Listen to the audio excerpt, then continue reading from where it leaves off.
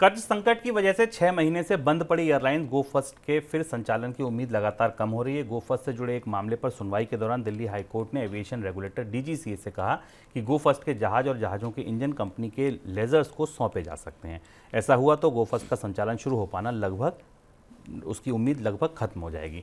पहले खबर थी कि इस एयरलाइंस को खरीदने के लिए जिंदल पावर की तरफ से याचिका दाखिल की जा सकती है, लेकिन अब इसकी भी कोई उम्मीद नहीं है, वो भी पीछे हट गए हैं। सर, फिर क्या भविष्य दिख रहा है गो फर्स्ट का? गो फर्स्ट लगभग उसी तरफ बढ़ रही है जिस बात की संभावना पहले से लग रही थी। तमाम पेशबंदी के बाद 3 बड़े घटनाक्रम हुए पिछले एक हफ्ते के अंदर, जिससे स्पष्ट हो गया कि गो फर्स्ट के दोबारा उड़ान भरने की उम्मीद ना के बराबर है। पहली तो ये कि जो पूरी तैयारी गो फर्स्ट ने की थी कंपनी को बैंकरप्ट घोषित करके और बाद में कर्ज में कमी कमी के लिए बैंकरप्सी कोर्ट में जाने की, वहाँ जब ये मामला गया तो गो फर्स्ट ने खुद ही उस प्रक्रिया में पार्टिसिपेट नहीं किया। इसका मतलब ये हुआ कि गो फर्स्ट अब दोबारा उसको चलाने में इंटरेस्टेड नहीं थी। दूसरा ये कि जहाज सबसे बड़ी एसेट थे, जहाज़ों को लेकर तमाम मुकदमे चले, खींचतान हुई और अंततः आज जो दिल्ली हाई कोर्ट की तरफ से कहा गया उस हिसाब से डीजीसीए को इस बात की छूट मिल रही है एक तरीके से कि वो जो गो फर्स्ट के जहाज उन कंपनियों को सौंप दे जहां से वो लीज पर लिए गए थे। यानी गो फर्स्ट की जो सबसे इंपॉर्टेंट फ्लाइंग एसेट है वो एसेट भी खत्म होती जा रही है। और तीसरी और महत्वपूर्ण बात ये कि अब बैंकों ने